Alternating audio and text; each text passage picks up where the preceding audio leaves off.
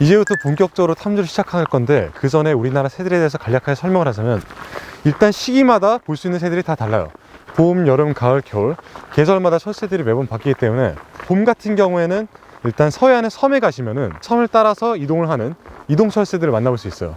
운이 좋으면은 하루에 100 정도 넘는 정말 많은 새들을 만나볼 수 있어요.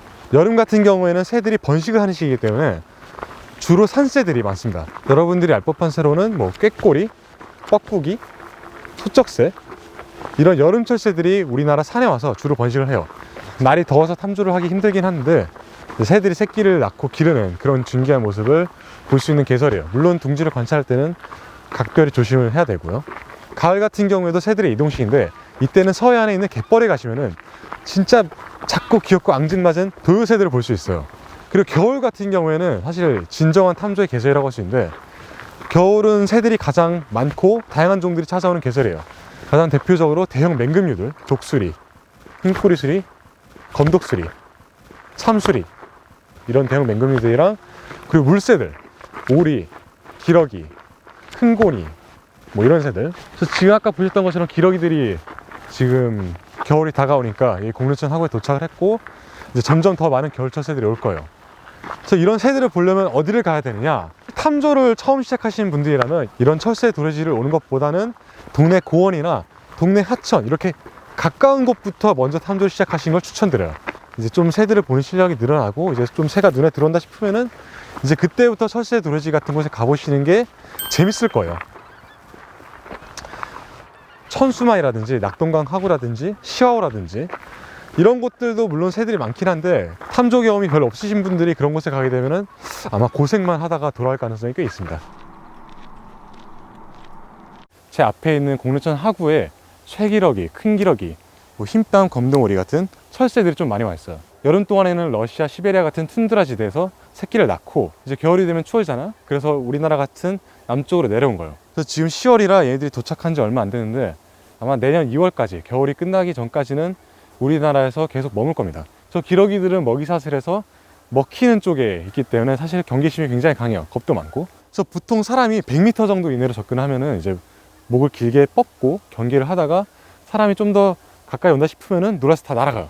한 마리가 나면은 다 날아갑니다.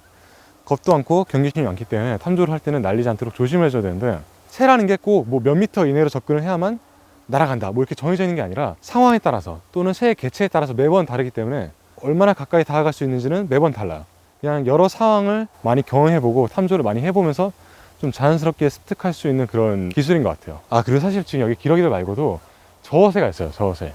얘는 여름철새인데 전 세계에 3천여 마리 정도 남은 멸종위종 1급이고 최연기염물 205호입니다. 지금 가을이라서 여름철새랑 겨울철새가 한 자리 같이 있는 모습을 볼 수 있어요. 이제 저어새는 보시면 아시겠지만 부리로 휘휘 저어서 먹이를 찾기 때문에 저어새라는 아주 직관적인 이름이 붙었습니다. 기러기는 왜 기러기인지 모르겠네.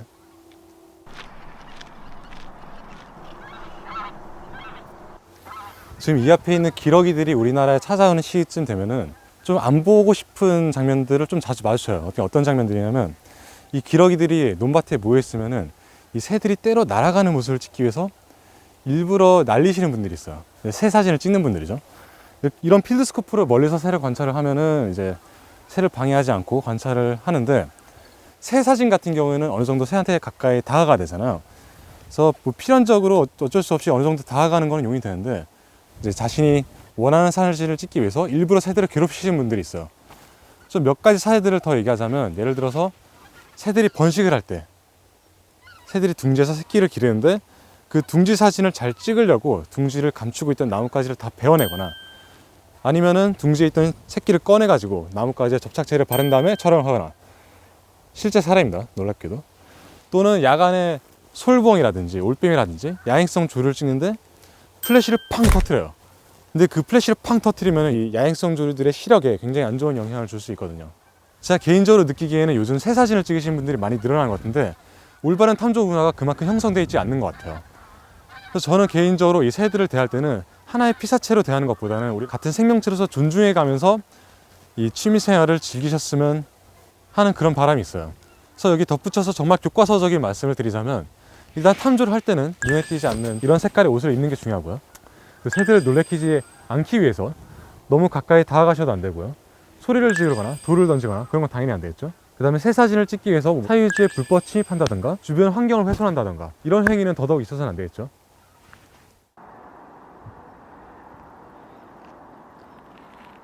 여기서는 제가 조류 사진을 찍을 때 쓰는 카메라 세팅법에 대해서 좀 설명을 드릴 건데, 일단 기본적으로 조류들은 이동 속도가 굉장히 빠르기 때문에 저는 셔터 속도를 기준에 맞춰요.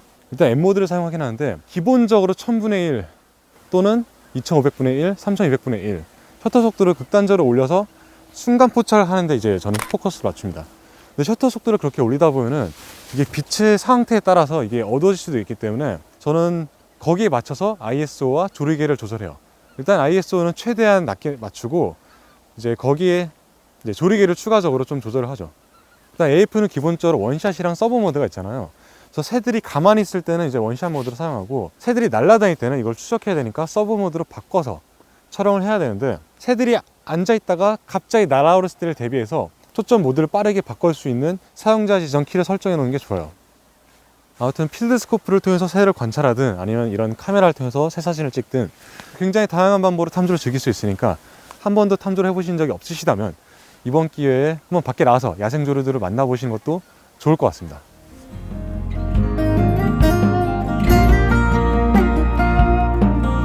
저도 이번에 알게 된 건데 캐논이 환경보호를 하기 위해 다양한 활동을 하고 있대요. 그중 하나가 지역 생태계를 보존하는 상징으로 새를 보호하는 버드 브랜치 프로젝트를 하고 있다고 합니다. 이 버드 브랜치는 자연과 공생하면서 아름다운 조류 사진을 촬영할 수 있도록 다양한 방안 및 정보를 제공한다고 합니다. 조류 사진 촬영 가이드부터 조류 도감 등 조류 생태를 보존할 수 있는 다양한 정보를 캐논 글로벌 사이트에서 제공하고 있다고 하니까 조류 사진 촬영에 관심이 많으신 분들은 이 사이트에 들러가지고 다양한 정보를 얻고 슬기로운 탐조 생활을 이어나가시면 될 것 같습니다.